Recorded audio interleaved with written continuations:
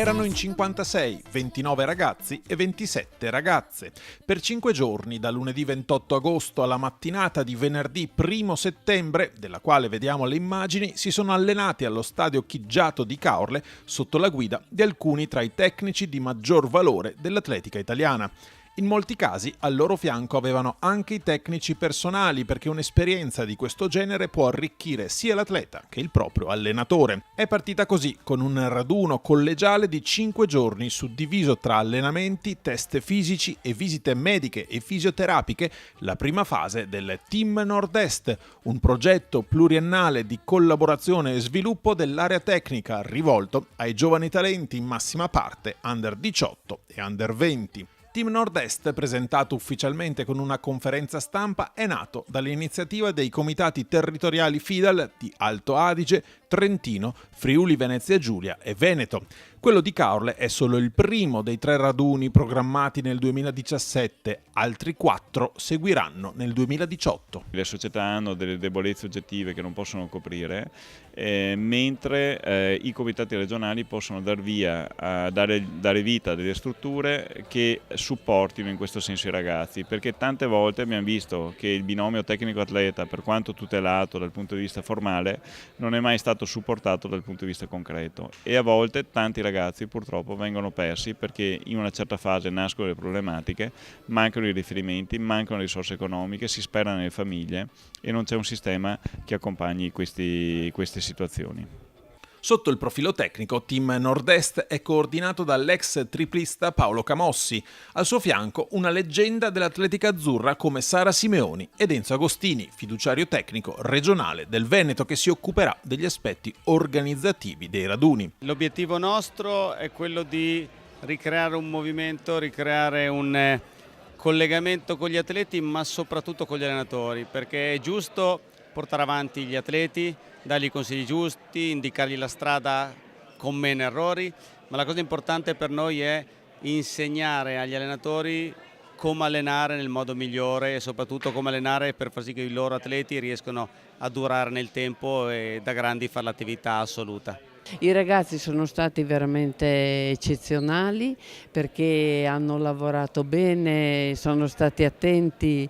È stato un momento bellissimo dove ho rivisto e ho rivissuto l'atletica di campo giovanile, e questo penso che sia importante. I loro tecnici anche sono stati bravissimi, direi che abbiamo quasi paura a dire che è andato tutto bene. In 5 giorni ho fatto molte andature sopra l'ostacolo e ho imparato soprattutto il richiamo della seconda gamba e niente, la tenuta della prima, che era il mio punto debole, diciamo. Di sicuro abbiamo ripassato tutti gli aspetti, nel mio caso, dei salti, sia triplo che lungo, quindi salti d'estensione, partendo dal salto vero e proprio, dalle cose basilari come le andature per riuscire ad avere un ottimo salto, fino alle rincorse, passando anche per la pesistica e anche alla velocità, perché comunque la prima parte dei salti sono appunto la rincorsa.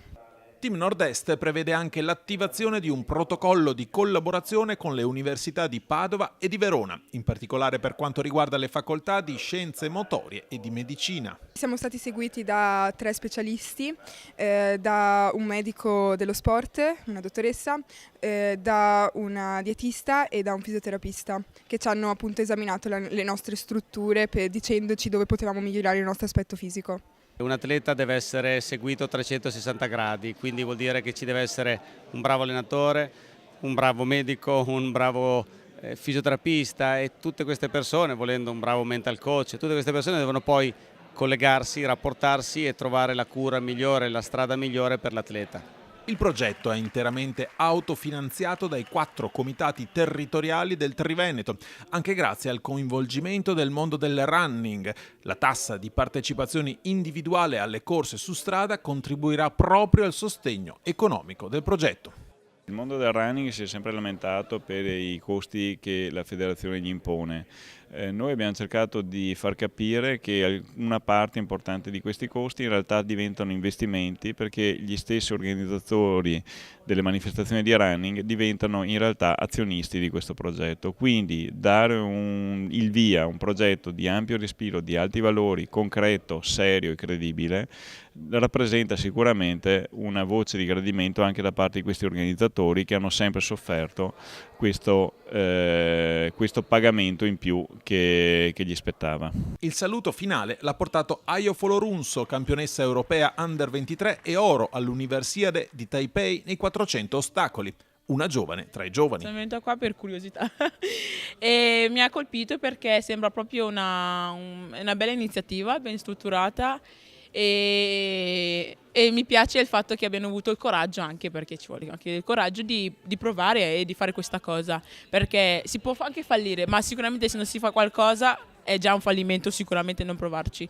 Io spero che questo aiuti altre aree, altre plaghe, altre regioni a consorziarsi per fare sistema. Questo potrebbe essere uno dei tasselli utili per rimediare alla situazione in cui è l'atletica italiana, di cui nessuno è contento, neanche noi della federazione. Un progetto in cui io credo porteremo avanti sicuramente come amministrazione, se ovviamente le federazioni, tutti quanti daranno la disponibilità ancora ovviamente in Caorle.